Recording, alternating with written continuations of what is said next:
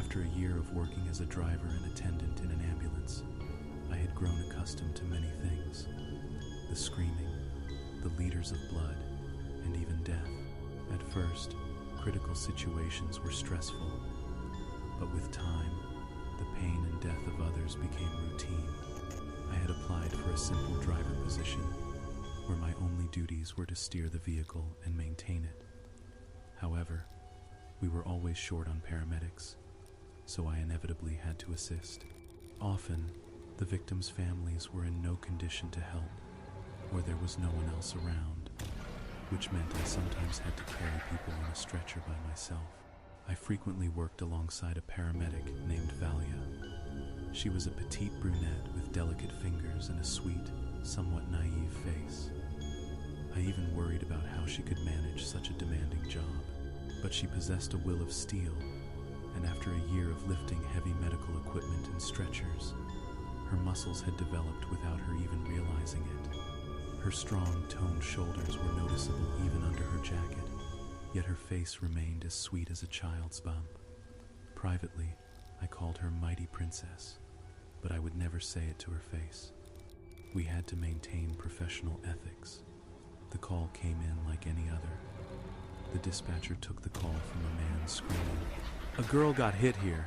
"Where?" "I don't know where." "The road, the woods." "Oh, this is the Vladimir Highway, outside the city, you know." "I don't know the exact location. Can't you track the call?" "A girl is dying on the road. We need you, quickly." "I'll be at the scene." We could, in fact, track the call, but he hung up immediately after. We won't miss them, I thought. The Vladimir Highway was a straight shot through forests and empty fields with no turns. Usually, the accidents there involved speedsters who believed speed limits were for other people, though occasionally a cyclist or runner was hit. Working out at 3 a.m. without reflective gear was not a great idea, but there was no time to dwell on it. Valia and I jumped into the ambulance and sped off. "We're really working non-stop today," I said. "I haven't even had a chance to get coffee this whole shift." "Yeah, I've noticed there are certain days when it seems like everything conspires against you. Maybe it's a solar eclipse or Mercury in retrograde. Who knows?" "What's that?" I asked, unfamiliar with the term. "Oh, don't mind me. It's just a joke. Sometimes I just want to believe there's a reason for all this," Valia said with a wave of her hand.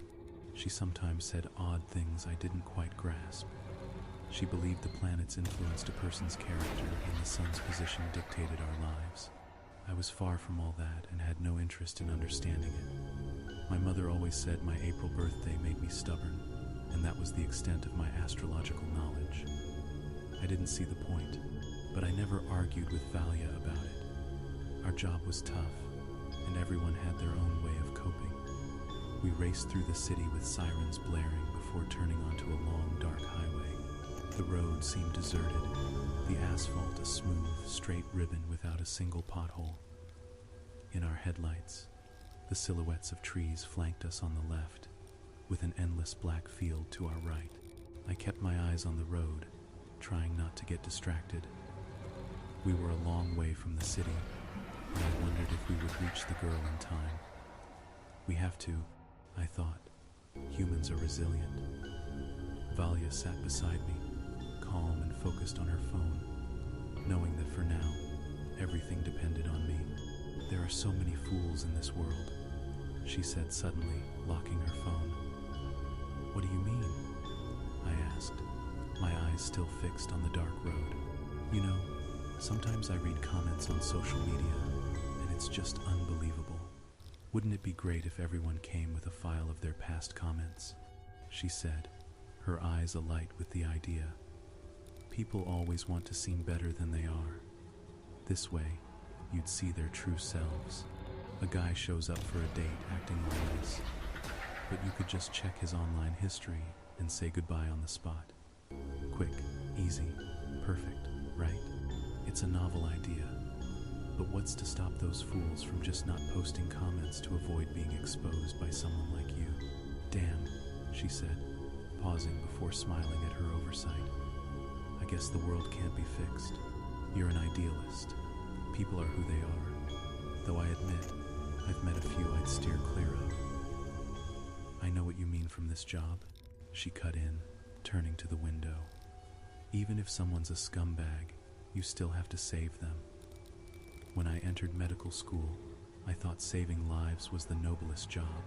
Now I see the reality, and it's a far cry from the illusions I once had. We had driven over 10 kilometers in the dark, but the blacktop remained empty. No cars, no people. Just our wheels on the pavement and the distant city lights. Mish, do you see anyone? Valia asked, leaning forward and squinting. She also sensed we had been driving too long. Not yet, I replied. I pressed harder on the accelerator, and at that exact moment, a woman appeared on the road. She materialized out of thin air, just a couple of meters from our hood. I only had a fleeting glimpse of a white dress, pale, almost translucent skin, and long, dark hair before the horrifying impact. The windshield spiderwebbed. The woman was thrown into the air, her body thudding against the roof before she landed somewhere on the asphalt behind us. I slammed on the brakes, the tires screaming as the ambulance swerved to a halt. Silence followed, broken only by the frantic pounding of my own heart. Valia stared at me, her eyes wide with horror. We were frozen, trying to process what had just happened. I hit someone. My stomach twisted. This was real. "Hurry!" Valia shouted, springing from the car. I followed her out, my eyes falling on the deep, bloody dent in the hood. A 4-ton vehicle hitting a person at high speed was almost certainly fatal. We had come to save a life and had taken one instead. My life was over. I would lose my license, my job, and likely go to prison. A wave of panic washed over me, my limbs trembling as Valia ran toward the accident scene. The woman in the white dress lay on the asphalt dozens of meters from the ambulance. But then she began to move. Slowly, she sat up as if waking from a nap, turned her head, and looked at us with an expression of pure emptiness. Her injuries were horrific, visible even in the dim moonlight. Her head was split open, her face a mask of blood, and her body was covered in deep abrasions from being dragged across the asphalt. Yet, she was trying to stand up. "Stay down, don't get up," Valia commanded sharply as she knelt to check the girl's pulse. "Misha, get the stretcher and my bag."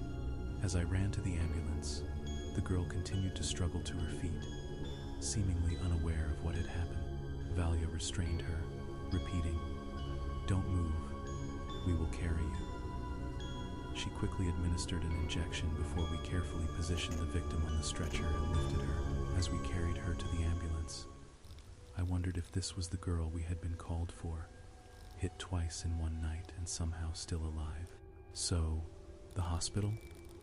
I asked as I got behind the wheel. "Of course, where else?" she yelled. I turned the ambulance around and sped toward the city, forcing myself not to look back. "Lie still," Valia pleaded from the back. The patient was delirious, mumbling and moving restlessly.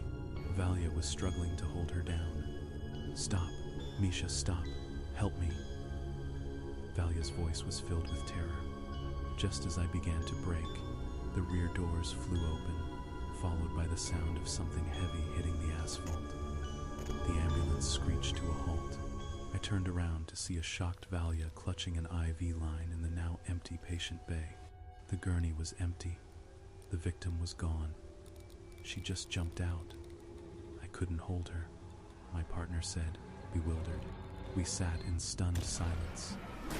Then, a flicker of white in the darkness. "Valia," I pointed. "There she island." "My God," she said. "Let's get her. She must be out of her mind." It seemed the girl in white didn't want to be saved. She was walking along the trail of blood on the road as if unbothered. "Stop right there. We want to help," Valia shouted, catching up and grabbing her shoulder. The woman turned, and her face was completely transformed. Her eyes were colorless, her skin a deathly gray, and her lips were black.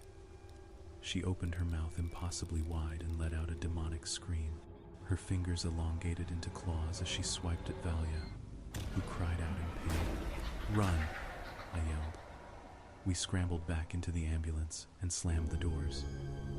Valia sat beside me, her face pale with shock, her hands nervously fiddling with her phone. Through a tear in her jacket, I could see 3 deep scratches on her shoulder. As a paramedic, Valia was trained to handle stress, and slowly, her composure returned. "I can't imagine what kind of drug could do that to a person," she said, shaking her head. "Are you kidding me?" I exclaimed. "That wasn't a person. That was some kind of demon." "Don't be ridiculous," she said firmly, her usual belief in the mystical gone in the face of the extreme situation. "Mish, look out," Valia screamed. She saw it first. The figure in the white, blood-soaked dress was in the road ahead of us again. I swerved violently, narrowly avoiding a rollover. "That was her, right?" I asked, my hands gripping the wheel so tightly my palms ached. "I think so," Valia whispered. The supernatural was now undeniable. We were trapped. Valia grabbed the radio. "Ivansova, Vladimir Highway. We have a problem. Over." Only high-frequency static answered. Her cell phone had no signal, not even for an emergency call. We were alone on this dark highway, cut off from the world. Then she appeared again, standing in the middle of the road with her arms outstretched, waiting. There was no avoiding her this time. "Don't brake, Mish, hit her," Valia screamed. I accelerated, hitting her at full speed. The ambulance shuddered, and a horrible grinding sound came from underneath. The vehicle began to fishtail. The thing was caught under the bumper. I had no choice but to slam on the brakes. The engine roared, but the wheels just spun uselessly. We were stuck. Suddenly, with a crack of bone and metal, the creature pulled itself free from under the bumper. Valia scrambled into the back and grabbed a scalpel. As the ambulance rocked from an impact, the back door was ripped from its hinges. The demon stood there, a mangled figure of bloody flesh, its face torn down to the skull. Before I could react, it lunged, grabbing Valia by the neck and dragging her into the night. The scalpel clattered to the floor. I jumped out, but they were gone. A single thought consumed me. Run. It was my only chance. Terror propelled me forward. In the distance, I saw the lights of the city, the edge of my salvation. "Misha, wait." A voice called from behind me. It was Valia's voice. I turned to see a dark figure in the distance. Though the voice was familiar, I knew it couldn't be her. She could not have survived that monster.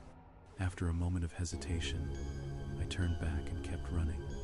The next morning, a search team found nothing on the highway. No ambulance, no bodies, no blood. It was as if it never happened. My story was met with suspicion, but the disappearance of my partner in the ambulance was undeniably real. Valia was officially listed as a missing person. I wanted to quit, but I stayed, feeling it was a way to atone for my powerlessness. I miss her terribly. One evening, my new partner, Roman, and I were on a routine call. He went into the apartment while I waited in the ambulance. Suddenly, the radio crackled to life. "Ivansova, Vladimir Highway, over." My heart stopped. The distorted voice repeated the call. It was her voice, so familiar. "Yes, Valia, it's me. I'm still here, on this road. I need help. Please come get me. It's so cold here, always dark." "So, you'll come for me?" she asked hopefully. I knew it wasn't Valia. It was the creature, trying to lure me back. I understand, I said into the radio. It was good to hear you. Goodbye, Misha. The radio went silent. Hearing her voice felt like a final farewell. It was the last time we ever spoke.